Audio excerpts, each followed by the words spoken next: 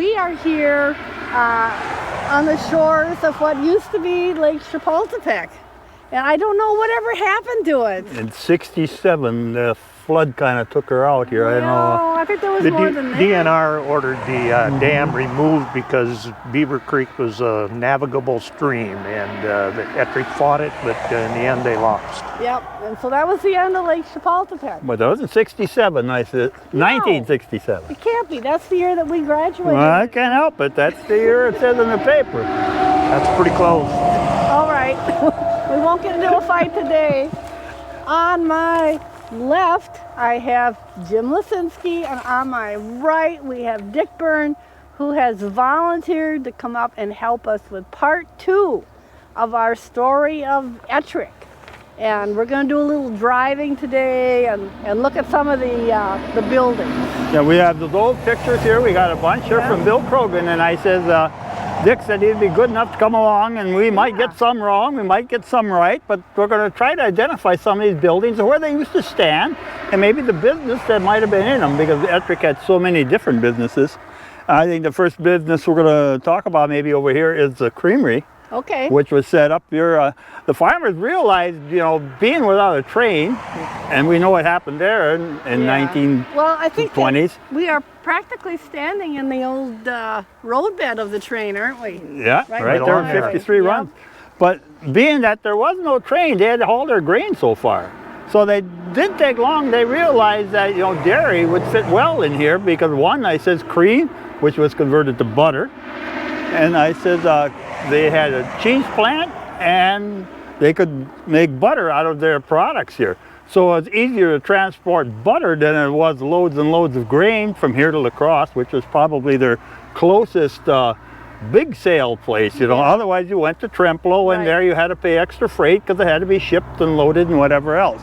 So that La Crosse always was the objective to move their grain here. So they built the creamery, and one of the people I think that was really instrumental was a pretty busy little feller. I think you got a little note about him here someplace. About him, yes. His name was Knut Hagestad. He was born in 1846 and he died in 1917. And he was in a lot of things. He was a member of the church council, a trustee, chairman of the church board.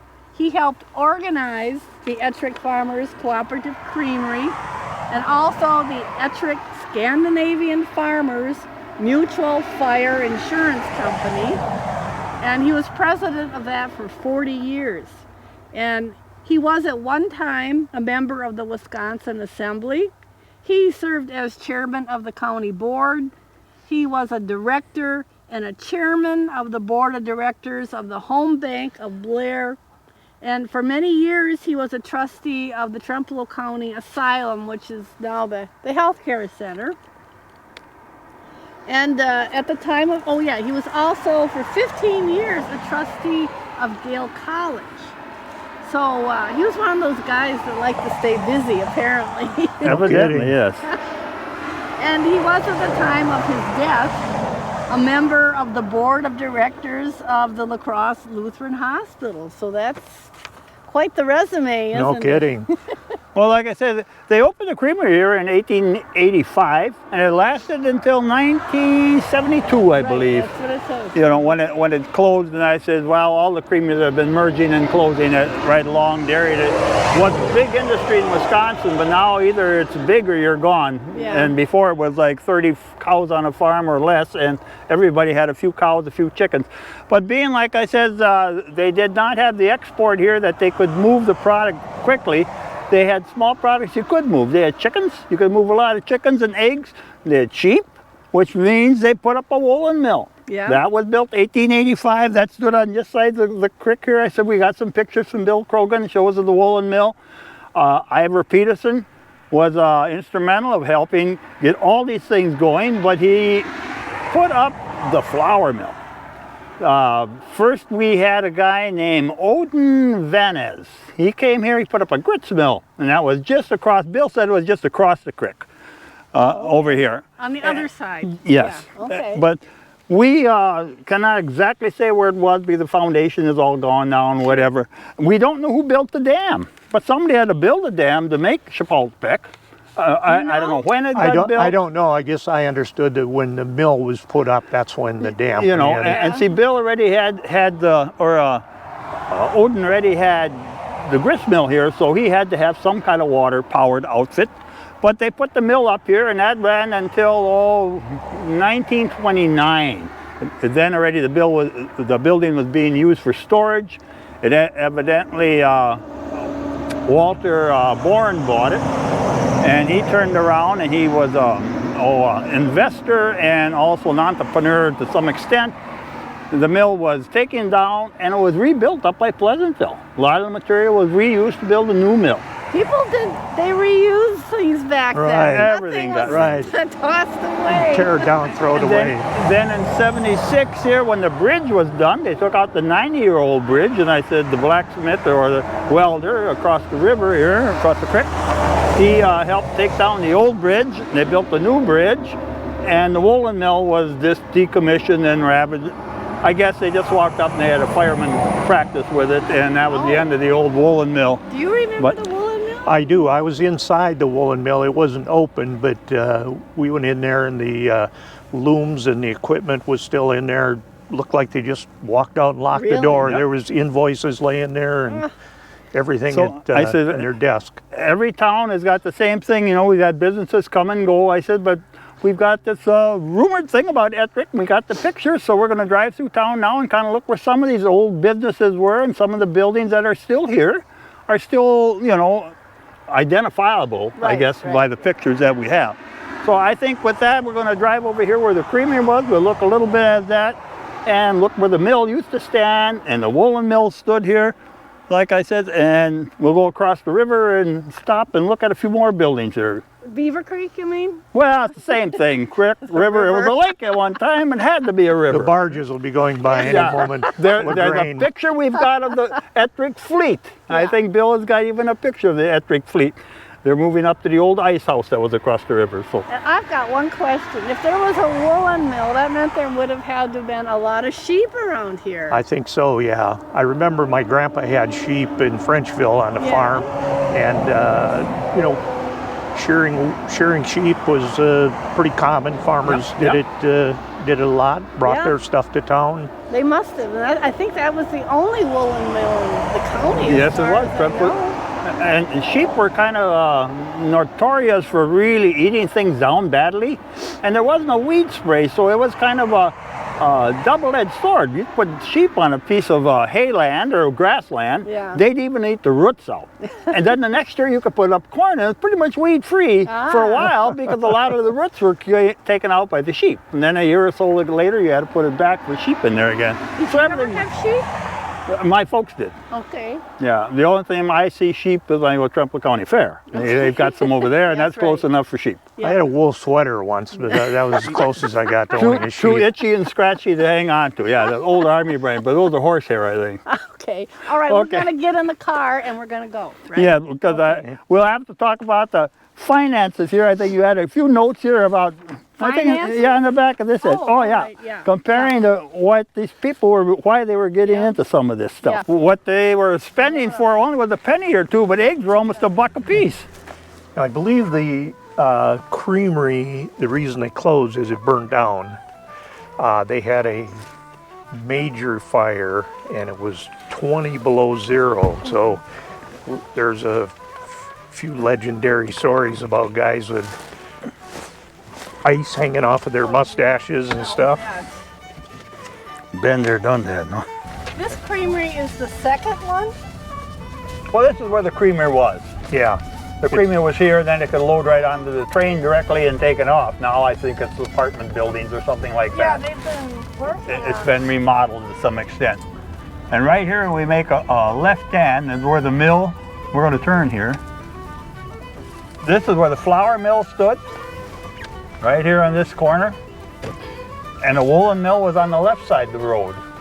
Correct. This was all taken down, like I said, Ivor Peterson was instrumental. There was one comment I read that said that he and Ole Scow were joint on this thing, but there was only one place I read that, so it could be the usual pack of lies agreed upon, so it depends which book you're on, but we always figured Ivor was the guy that built the mill here in 84. That's what I was always told. Okay, Well, the woolen mill here in 1891, they put about a 60 horsepower motor in there to help operate it.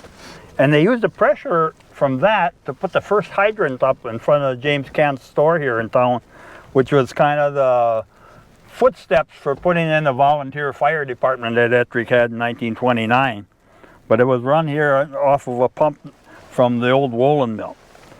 And woolen mill was run by a guy named John Jacob Blue. He happened to sell equipment for woolen mills, and when he came up here in 84, he took over here. so his name was Blue, like the color? Blue, yeah, like the color. Okay. I haven't heard that name around here. But this is where the woolen mill was. The woolen mill was on the left side, yes, and on the right side was the flour Woolen, mill. woolen mill was on the left side there. Okay, and then the other one was on the right. Yeah, Yep. both across the creek. Okay. And then supposedly the old grist mill was here. Now I think the grist mill was probably bought out by Ivor Peterson so the name could stay the same. Then over here now was a blacksmith shop and the welding shop Right. here a while ago, wasn't it, Dick? Yes, and that building got taken over by the guy that does the powder coating, who just passed away yesterday. But I remember when I was a kid, Pete Odegaard was the blacksmith, and after him was Benny Erickson. And sure. Now one of these here, I think the post office used to be in one of these buildings. post office was Just right stop here, for a minute, Nancy. right here in this building, where it's two-story. Okay. That was the post office. And And this building right back here was Runiston Brothers Furniture and Mortuary. Oh, back there. yeah, you went fast. You drive a little too fast. And on this corner, this empty lot was a busy little place at one time. Right or left here? You're making a right, Okay. Yeah, on the, but stop here for a while. on the corner there, Yeah, I think it was a bank built originally, but It was a hotel before that. Yes. it was a hardware store. H&R Electric used it for their appliance store. This little gray building? No, the one that's building gone, the empty building that's empty gone. lot. Oh, okay. That gray building is fairly new. Howard Mack built that as a barber shop. This was Erickson's Cafe when I was growing up. And Wiener's Bar was Burns Bar. when I Yeah, was Wiener's growing up. been a tavern here and a pool hall and Right. many other buildings here at the same time. So was that a relative of yours? Uh, that did that bar? I think not a direct relative, but I think his wife was actually a relative. And in that vacant lot next to that used to be the locker plant, Twesme's locker Now, plant. stop in this corner here where something got to make a U-ball. Right here, this is where Casey's shop was. Yep. Casey's garage. Across the street here used to be the old main city hall before the Aero Shopper. Was the city hall in there, and before that was Sexy's blacksmith shop. That's why Bill said that's why one of the flagpoles are kind of crooked, is because when they dug down to put the footage in for that flagpole, he said all they hit was horseshoe nails and old broken horseshoes, and it didn't set real good. So he said the pole ended up being a little bit crooked because there's not a good base underneath it. So Makes sense. Why did they ever tear that building down? Well, it was a solid building, but it was heated by coal for one thing, and coal was starting to go away. The roof was leaking; it needed a lot of repairs. I think in retrospect they probably should have tried to keep it, but at the time I think it was a big expense for the village and the town of Ettrick, and they decided to let her go. Well, I remember going to a dance or something. At Yes, that building. yeah. They held dances. There was big meeting room in the basement. Baseball was a big in Ettrick, and they had a big baseball Make a little banquets left, there. Nancy. and Parked by the curb there on the left, and then we can talk a little bit. there was a little bit of a library in there. There was a stage, and there was dinners held there. The Lions Club It was and like a real big community Right, center. right. Yeah, it's too bad. Because we don't have hardly any of those anymore. All right. Well, there was, I think, a locker plant over here on the left at one Yes. time. Where that deck sits that's where Twesme locker plant was, and it might have been somebody before Twesme's, but I remember going in there and people would rent these metal lockers. You could buy meat and you'd store it in that locker and it would be kept cold. So if you didn't have a freezer at home, you could keep your half a cow in there or your hog and just come and get it as needed. And when we were talking on that far corner there where we had the car behind us gave us a push, over there that belonged to Otto Peterson. He owned what they called the Ettrick Hotel, 1882. Then he sold it to C.N. Ashley. Ashley worked in the flour mill. He was an employee over there for I think 15 or 17 years. Then in 1911 the Ettrick Bank was in there. They remodeled that hotel. And then we had the Beaver Bank come in a little later. That we'll talk about that in a little bit. Mm-hmm. Now here on the right side, a lot of empty lots, but there were a lot of old buildings here. There was H&R Electric was on this side at one time. Right here where we're sitting was Martha's Cafe. It was a small building, like 10 stools and one booth. Very small. Martha Keel lived in a big house that was right next door here. And her daughter was Mrs. Marty Erickson, and they worked there. When that building kind of went defunct, they moved across the street and opened Erickson's Cafe next to Wiener's Bar here. And then next to that was the old, what I call the Corcoran Hotel. Served a variety of different things. It was a brick building. At the end, it was just kind of apartments. But I remember Scoop Olson had a bar in there, and it was Ettrick had 5 bars downtown here. And when that went away, it was used. They put a kids arcade in there with video games and stuff like that for a while, but really it was mainly used as housing at the end. Okay. Yeah, John Corcoran had built 2 hotels. The first one he had before this brick one. This brick one that you're talking about was built in 1918. It was 34 by 65, 2 stories tall. It had 16 rooms, had offices in the front. There was extra areas, for meeting rooms and such. And I believe that at one time was probably the Globe Hotel back in the old pictures that we have from Bill Krogan. Just park up in the front here and we'll stop there by Casey's. It was the Globe? It was the Globe Hotel at one time underneath this, where the bank stands now. This bank? Yes. Okay. And right in here was the blacksmith shop. We have old pictures here. The blacksmith shop stood over here, I believe on this side of Kant's store. That was Huff's blacksmith shop. We talked about him a little bit earlier on this thing.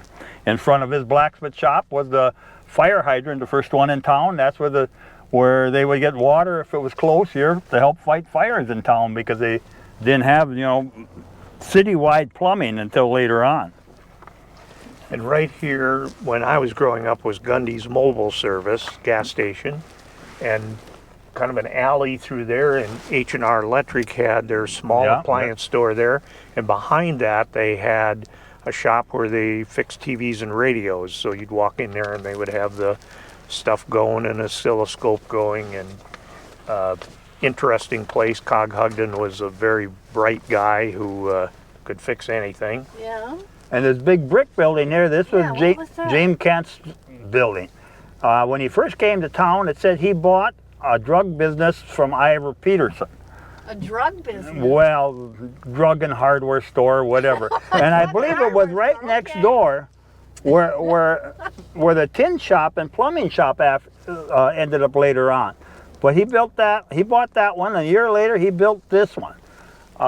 Time goes on, and in the back they used to show movies here. They had screens put up, sheets or something, and then you could come and watch movies in the back of this old building back when. You remember that? Yeah. The Businessmen's Association did movies on Wednesday night, and back there in that parking lot was just a vacant lot, and you could come down and it was free. Yeah. The idea is to attract people to town, particularly the farm people, to come in on Wednesday.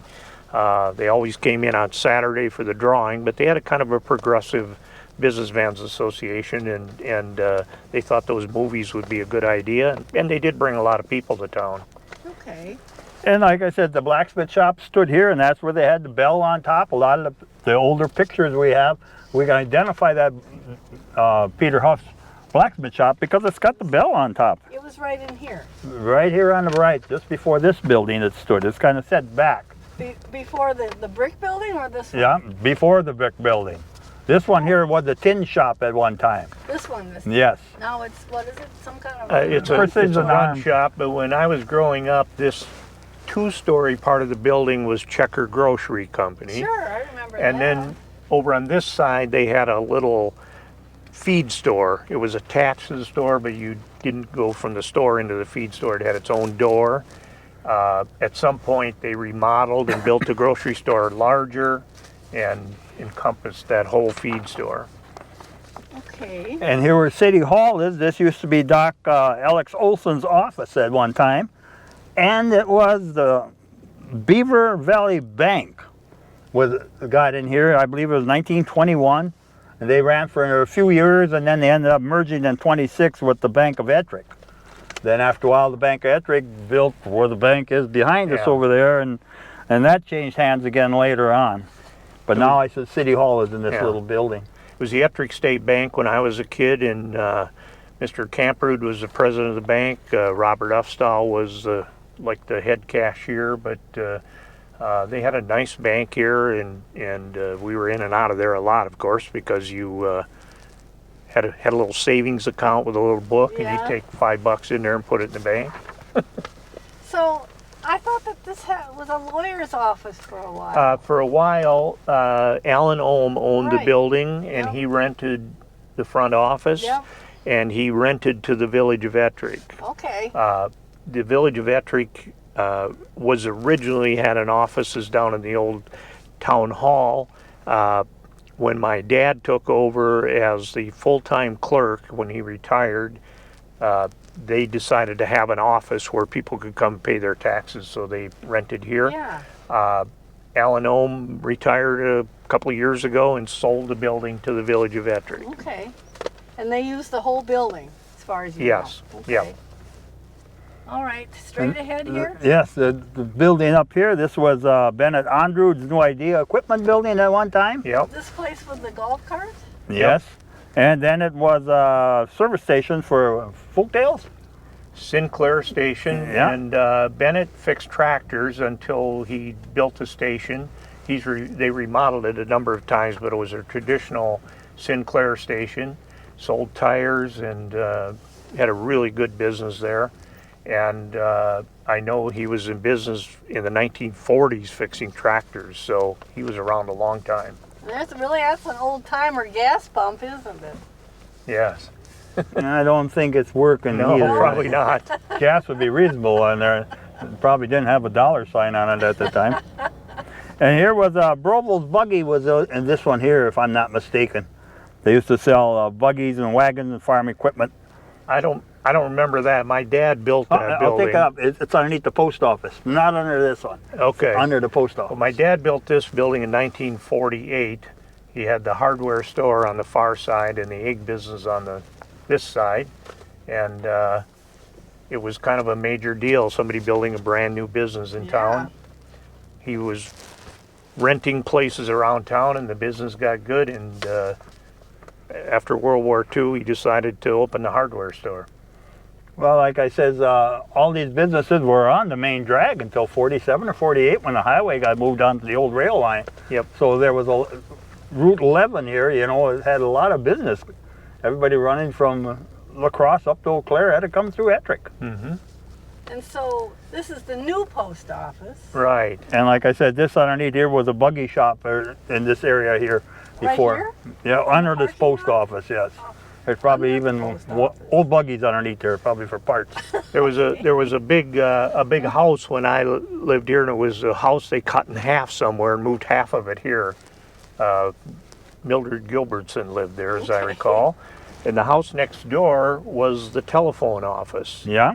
And Clara Inger was was the telephone operator, as I recall. And In 1917, kind of yeah. greenish house. Right. Yeah. My Okay. sister lives there now, but this front part here, they added that porch, but there used to be a door going in to the place where they kept the phone equipment. Yeah, well, they had those boards where you stuck. Right. Yeah.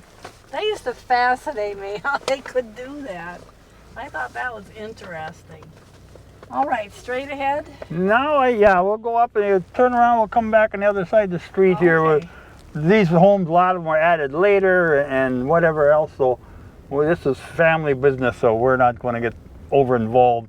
There's a few of these Victorian type homes here. You see on the left with these towers and Yeah, stuff. there's some big houses. Yeah, I love those towers. Wasn't this a Runastrand?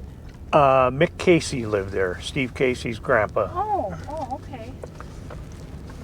But now up ahead, Jim, this is where you said, The school stood, yes, the second school in Ettrick. and that must have been a long time. Yeah, that's It's way on that before my map. I time. believe it's a 1901 map.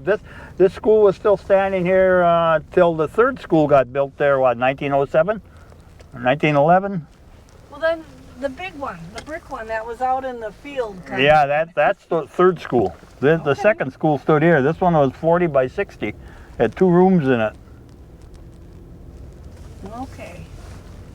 Now we're headed You know, south. we might not get this all right. We tell people don't bet the farm on this stuff.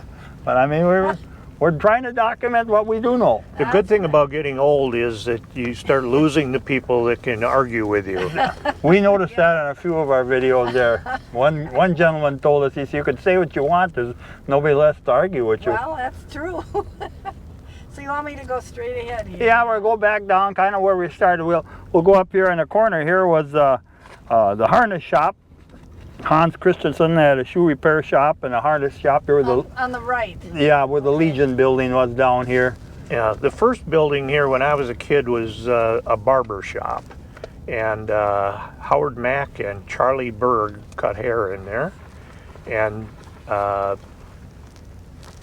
that building, I think the last use that I'm aware of was John and Marilyn Sander had Bob Johnson Oil office in there. Sure.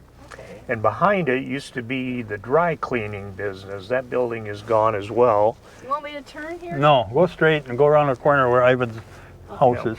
Okay. And then this second building here was added. That's a beauty shop. At one time, there was a little root beer stand there for a year or two. This gray house. Right here. Okay. And then this little building here is where Squeak had the harness shop Yeah. in here.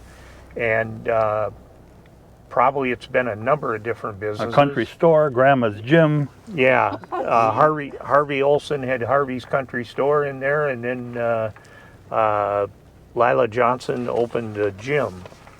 And this big building here, when I was a kid, was Bry's Store.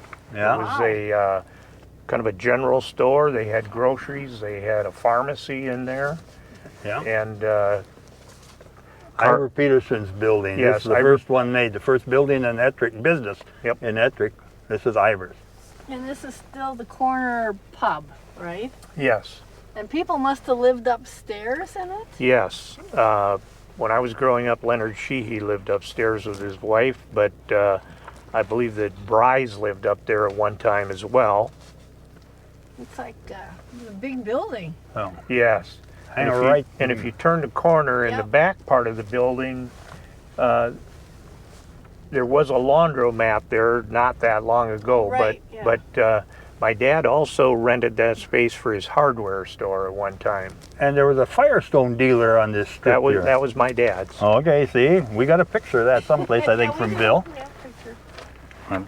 That's been all remodeled here. This was the laundromat for a while. Yes. Yeah. Okay, and then this one, which was what? This was rural insurance, Yeah. the last, but I believe this was a printing office at one time. Somebody had some photos of printing press in here, and the Ettrick Advance would have Yeah. been printed here. Yeah, the Ettrick paper by Gilbertson was It printed didn't someplace last in this very town. long though, did it? The Ettrick Advance. It lasted a while, and then they kind of merged it with the Blair Press Oh, okay. and published it that way. They had an inside insert that was called the Ettrick Advance, so like 2 pages. And we had a brick factory in here run by the Blaha boys. They were making cement blocks someplace in this town. I think it was behind Casey. Casey. Building. This was the brick plant? No, we don't know. This was, when I was growing up, this was storage for the funeral parlor furniture store across the street. So, yeah. Right. And at one time, Ettrick used it for their recycling center. I'm not sure what it's used for now. Now, at this present day hardware store, we're going to take a right here and go down? No, as far as I'm going, you can go straight unless you want to turn around by Blaha's building there. There was Knutsen's something there at one time. Down here? You can make a U-bowl down here if you want to, but... Yep. So you're not going to talk about any of these? We don't know these buildings except for the one here. Well, this is the one that always interests me because it looks like it's been around a while. Yeah, it was, I believe that Swenson Hardware was in there at one time, but Clifford Blaha owned it for years and years, and his family still owns it. It really hasn't been used as a business, not in my lifetime, so it's always been storage since then. Yeah, you could even see the lettering on the front here from the hardware store. Did that say hardware? I was always trying to figure out what it said. Yeah, see, BR, DW, see, so it's got most of it. And up above, see, it's EM. E.N. Swenson. There's a W up there. The more you use your imagination, the more you can read. But that looks like, to me, it looks like a really old building. Maybe it's Yes. Well, in 1924, it was taken over by Swenson, and it was an old building then. He moved his business, his hardware business, into the old building here behind the lumber company. All right, so I can swing Make a around. U-bowl, go back, yeah. Okay. We only got a couple more buildings left in town that we know about, and the rest are all newcomers.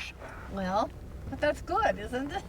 Ettrick keeps expanding You wanna see where this old school besides was, all you the can do that as diversity well. it's got. Yeah. But Okay. in 1907, this lumber yard started over here. Not this one, but Well, This is part of this is the original building. Right in here was a feed mill, and this was Carlisle Johnson.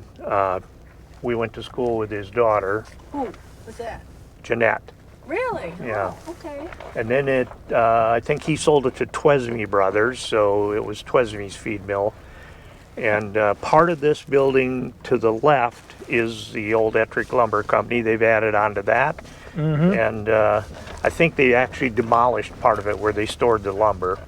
One time, this is where the horse stables and stuff were down here for when the people came shopping here in Ettrick. And the ice shacks was down here for getting ice off the lake, and that was all stored down here along the edge over here. The ice shack was still sitting there when I was a kid, and Ingvild Jorgensen took the building, remodeled it for a woodworking shop. It's now gone, but it sat right here, and my dad used to talk about sawing ice off the lake, and they would pack it in sawdust to keep it from melting. And he delivered ice a little bit, and that sounds like a terrible job. Well, look at the Three Stooges running up and down them steps with the black eyes. So I can imagine it did get to be bad. And you know what was a really bad job when you were making ice was when they had those saws. Was the guy that was on the bottom, right? Well, like I said, Ettrick had a lot of things. Like we said, the paper was over in here someplace. John had built 2 garages at one time, or 2 different hotels. But there were, I think, 3 hotels one time running here in Ettrick. 3 hotels. And pretty good. there was a Hagstead, he had a syrup factory here too. A what factory? Syrup. They made from cane, sugar cane, they made syrup. Because there was an article, I think in 1885, says he was in Whitehall and he was trying to sell 600 gallons of syrup. Oh my. From, I suppose you it know. was like cane syrup, huh? Or Cane sugar, I suppose, yeah, and he was making syrup. And they said that he did about 2,000 gallons a year in 1881. Wow. So it had to be a fair plant squeezing someplace they were doing that. I suspect just like sorghum or something, you know, they cook it down and squeeze it out. Looks like an old building right there. That was a slaughterhouse where you would take live animals in there. They would kill them and butcher them. I remember a big tank where they would dip the hogs in there to get the for skinning, yeah. I always wondered what that was. Okay.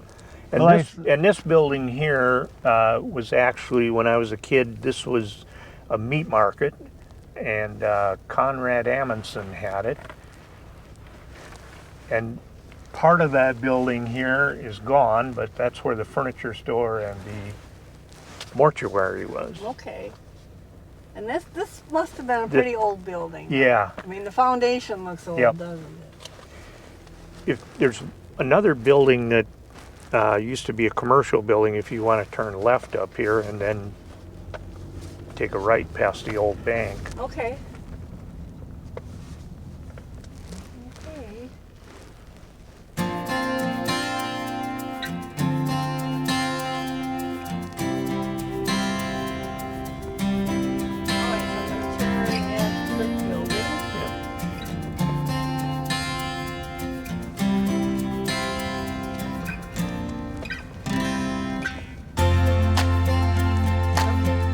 Two-story white building here used to be offices on the bottom, and I remember the Farm Bureau being in there.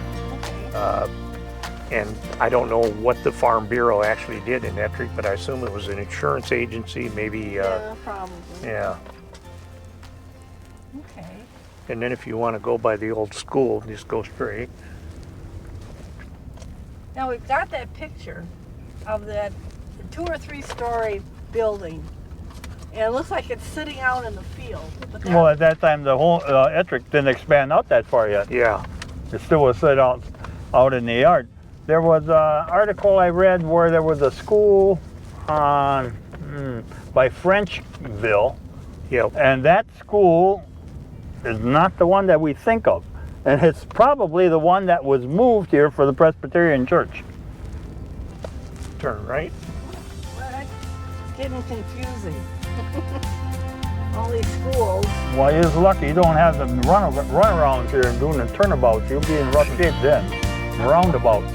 Now on the right here, this is a house now, but when I was growing up, this was the doctor's office. Doc really? Rogney had his office in the basement. What was his name? Doc Rogney. Oh, sure. And they lived upstairs, Mr. and Mrs. Rogney. They were from Germany, I believe. Yeah. But he had an x-ray machine in there, and I remember none of the rooms had doors on them. They had curtains, so it wasn't necessarily a great place to go for a physical or something. But this is the new school, and that was built in 1953 and 54, but this part is all new. That big part is new. If you take a right or a left here. The original school sat behind this, and it looks like it was up on a hill. Yeah. And it was up on a little bit of a hill, but they built the first 2 classrooms in what they call the all-purpose room here on the end. Well, they used to even teach high school here in Ettrick. Yeah, well, the big school had 4 classrooms. They were big, and after they built this building, I was the first class to have school in this new building, kindergarten. Left, right, straight. Turn left. Yeah, this has all been added onto, but the big school sat somewhat where this does, only farther back. Well, now they got a community center here, and that Yeah. I know I stopped in a library, and they're more than willing to bend over to help you find information, and knowledgeable people work there. So it's a big shout out to the library here in Ettrick. Yep. Now, if you want to go straight ahead here, the Blaha cement block factory sat right here, kind of where this house is, and it ended up being owned by Kenny Olson. It was Olson Concrete, but this is where they made the cement blocks, and Jake Blaha lived on a farm right behind it there. Do you want me to keep going straight or turn? Or? Well, we're running out of town here pretty quick. No. Yeah. Well, we don't know much on this end of town. This is all new history. Not old, but behind the trailer court here is the Ettrick Municipal Park, if you want to see that. Let's see. You if I gotta go down you gotta here, I you gotta can, you yeah. gotta crank a Yeah. left and then a right. Well, isn't that nice? They've got seating out there. 3 chairs. Yeah. Wait for mail. You can sit right there in a chair and wait. That's a good idea. You're gonna walk all the way out there, and there isn't any mail yet. You might as well. You'll be wait here in any minute. comfort. There's a chair to sit down. You got more expensive seats in the front and the cheaper ones in the back. Okay. All right. Here's the park. This is the municipal park. Ettrick Village Park, and thanks to some donations from people that lived here many years ago, they were able to build a really nice shelter house, Oh, yeah. and they've were able to pave it and add some Nice puppy over there. stuff. This is where the ballpark is now. It used to be at the school when Ettrick had a ball team. Baseball team was big back in the 1940s and 50s. Yeah. Yeah. Look at this. This is. And when I was a kid, this was an alfalfa field, and Oh. so we spent a lot of time riding a tractor around here, picking up hay bales. And Ted Swenson's farm was back where the golf course is. Now the golf course is over there, right? Yes, Okay. just on the other side of the park. 'Cause my mother loved that golf course. Well, When the weather was nice, every week she was out there with her buddies. it's a nice little golf course for a small town, and they keep Yeah. the prices down so people come from Yeah. a ways away to golf here. You can buy a membership here for about what you'd pay to golf one time in Oh, I Pebble suppose. Beach or Yeah. something. Yeah, at least. And that is home care over there, right? Home care? Um, Oh, like a nursing home? yeah. The green one. No, that's just apartment housings. The other, we don't really have an assisted living, but it's a senior apartment Yeah, senior across the apartments street there, from yeah. that. Yeah, That's a dead end, I think. yeah, it's a dead end. Oh, this is, yeah, I guess you're right. See, you're paying attention. And that's what happens. You go to these big towns, you get turned around. I know it, you just get lost. All these roundabouts and things. There you go. You got to stay in your lane, then you get forced over, and you don't signal in time. There's the next turn off. You got to be on the toes. So what is this little building here? That's city water or Okay. village water. And Erna Olson used to have her mink farm right here, Oh, so boy. spent a lot of time there too. Erna was probably one of the most interesting people you'd ever want to meet. Yeah? Her father was a doctor, her brother was a brain surgeon, Oh my gosh. and very bright lady. She served on the school board for the school district. She served on the village board. She was on the original village board when they incorporated in 1948, and always encouraging us to go to the library. That was Oh, her good thing. For her. Good for her. Always offering to give us a ride if we want to go to the library in Galesville. Well, that's the thing. I said, Nancy and I have been making some of these documentaries because the information is all being lost because our generation, the baby boomers, are the last ones that know. And if we don't document some of this stuff, what it used to be, even if we don't get it all right, at least it's saved for some of the future generations. Why don't you take a left here? Okay. You go by the church? Yeah. No, this is the Catholic church. This is the right? Catholic Yeah, church. built 28. And Now, is this, did they have a parsonage? yes, Is that it? yep. Then that was built later. I don't remember what year, but it looks vintage, probably of late 50s. And the church has been modified. It used to have exterior steps, and then they put in an elevator and Yeah. stuff for the elderly. Did they put in a new front on Yeah, it? yeah. There used to be exposed steps was what the front of it Okay. looked like. Yeah, that looks nice.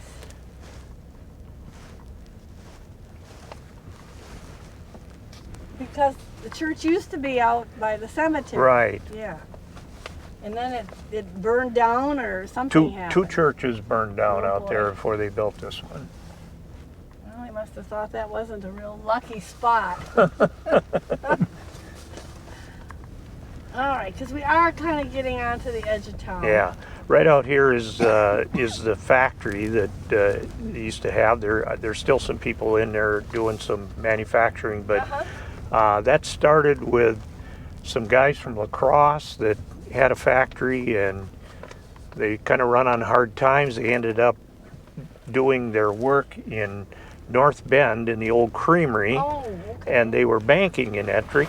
And some of the Ettrick guys, Bob Ufstall and my dad and Ken Truax, they convinced them to come to Ettrick, and they built them a building. So the local people raised the money to build the building and bought shares, and it was called Ettrick Industries.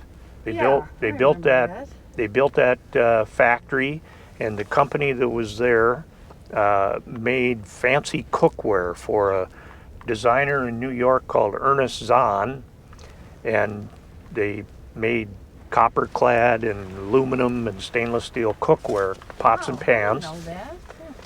And when that closed, TRW moved in there, and when they decided to leave town, they gave the building back to the village, or the Ettrick Industries, and I don't know if they still own it or if they sold it, but the Ettrick Industries money went to building the golf course, Oh, okay. part of it. Well, now this gel impact, don't they make something like cushions for saddles or something there? Yeah. He makes like shoe cushions, saddle cushions. I know he's made some stuff for NASCAR, and it's, as I understand it, it's a potato product that they use to make this gel. Really? Yeah. I never would have guessed. And this is just the village waste disposal plant and okay. so forth, and Okay. used to be the dump when I was a kid. People used to take your stuff down there and just throw it away. You didn't have to recycle it or. No. Yeah, it was pretty simple back then. All right. Well, I think we're kind of winding down here now for most of Ettrick. I says there's a Tran house and that all here. It's on the main highway. That was all built later. But I said the older buildings that Bill had kind of taken pictures of and documented, I think we kind of covered those. Got some of the newer developments. And I said without Dick here helping us out and the pictures that Bill got, we would lose all this history. Yeah. That's why every town should do the same thing. If you have pictures from your grandparents or your parents, take them over to the local library, to the local historical society, and get somebody to document it. If you don't have a little historical society, get a little Wednesday coffee clutch together and start one. It's not that hard to save a few pictures, but once they're lost, the generation that knows who they are, they're going to be thrown away because they'll say, well, I don't know what it is. We don't know any people here. So I said, it's important to document this stuff while we have. How many times we say that, Nancy? Document, document, document. Document, document, document. And if Bill went stopped and taken the pictures here for us, I said there'd be no way that we could do this thing on Ettrick. So we want to thank Bill, we want to thank Dick here, the Yes, people of Ettrick. I said we've talked to some people here and they've been all willing to give all the information that they know. I said, Nicole Bishop for putting us on this rumor here about Ettrick. Talk to Bill and see what you can find out. So, Out here was the CCC camp. Yes. CCC camp sat right here, and again, when I was a kid, Lester Anderson had a repair shop here, kind of a welding and repair shop. I think he had one of their old buildings that he was in. And I don't know who's there now or what they have, but Okay. Well, that's pretty much Ettrick in a nutshell, I guess. Now, whose farm was this one with brick house?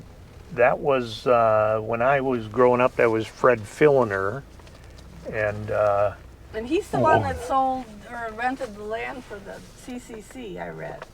that could be Yeah. Fred Filliner's daughter. Let me see now, so I get that straight. No, I'm not going to say it because it might be wrong. well, I know in Dodge when they rented, John Herrick rented his farm and he got $1 a year for the rent from the government for having that camp on his farm for, I don't know, 4 years I think it was.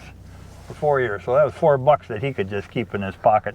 But I try to remember, didn't we have a classmate that lived out here? Michelle Mulhern lived there, yeah. Yeah. I remember that. And I think on the plaque book, these buildings on the right belong to the church or something here. I thought I seen on the in the Trempealeau County plaque book. Out here? Yeah, 40 acres or something. There's a little funny chunk that belongs to the Lutheran Church or something. Oh, that could be. I love that micro barn. I love micro barns anyway. That's a nifty one. Well, I bet you when you sat in there milking cows by hand, it was way too big. Yeah. Took 20 cows to keep it warm. Yeah, at least.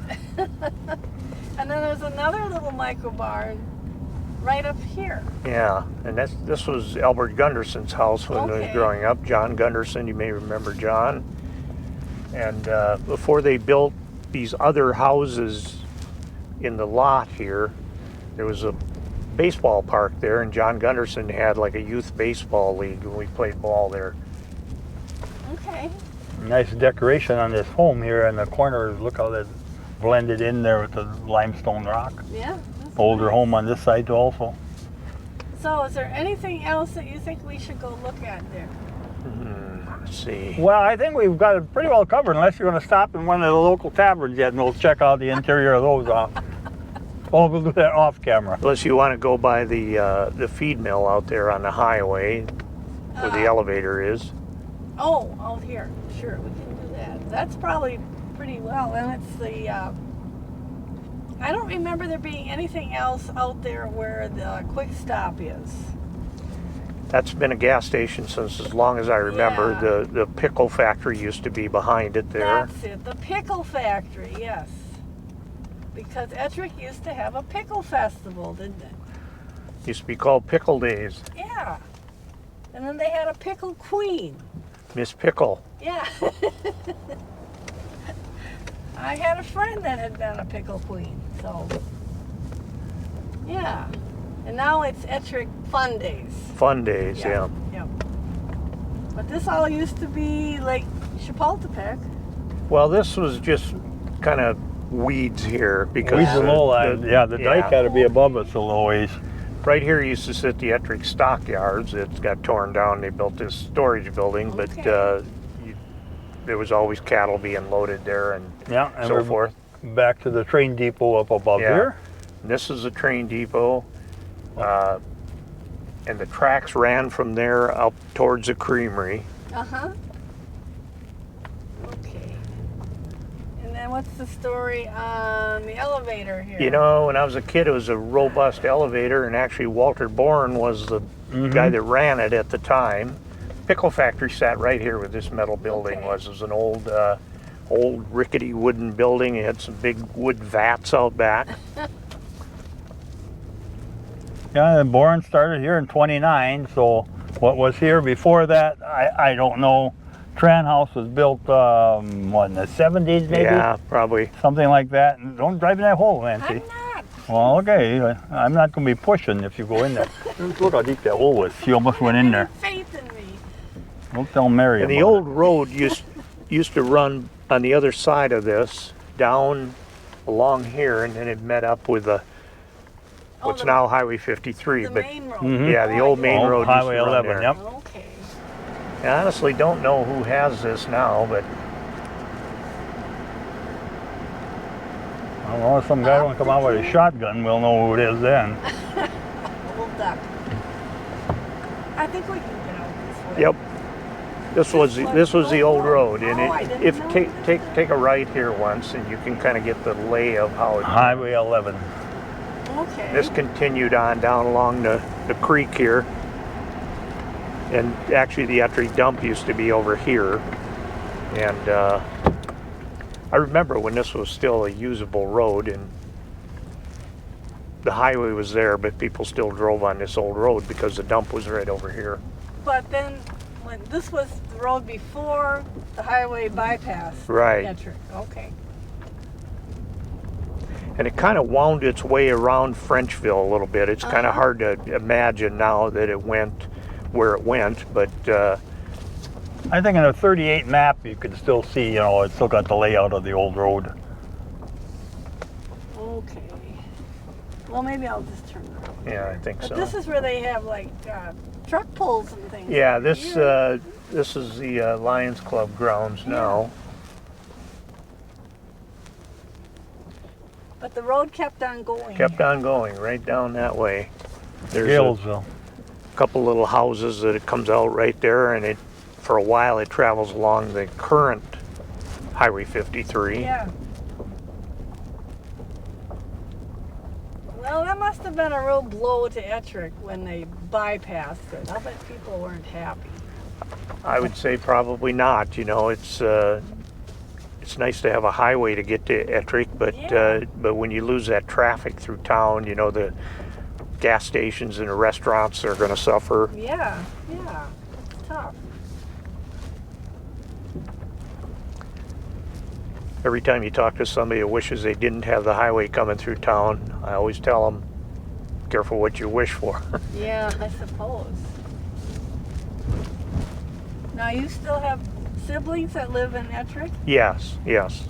In fact, all but one brother lives in Kenosha. The rest all live in Ettrick. Okay. Well, my sister lives in North Bend. Okay. Go up this street here once. Yeah, we'll go off this. Oh, railroad's got a red light. We'll have to stop. Oh, it's green now. We can go.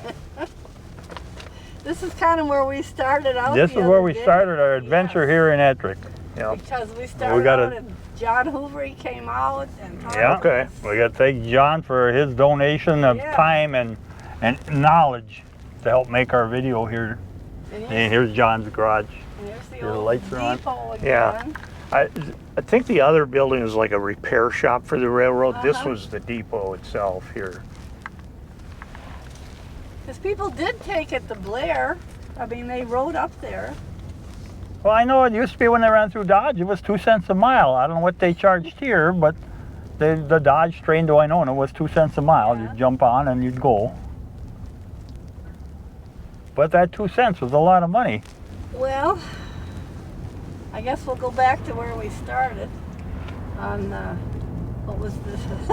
The ex-shores of Lake Chapultepec. I just remember it was always there. Mm-hmm. And then one day I went by it and it wasn't. I was like, what happened? Well, the dam went out, and volunteers from the area fixed the dam and put it back in. And they got a notice from the DNR that they couldn't do that. So they ended up, you know, fought it for a little while, but eventually it just got to the point where the DNR said it's got to go. Yeah. And so they decided to Well, take the dam down. some people had a lot more mowing in the summer. Yes. That's what I remember. Really increased their yard size.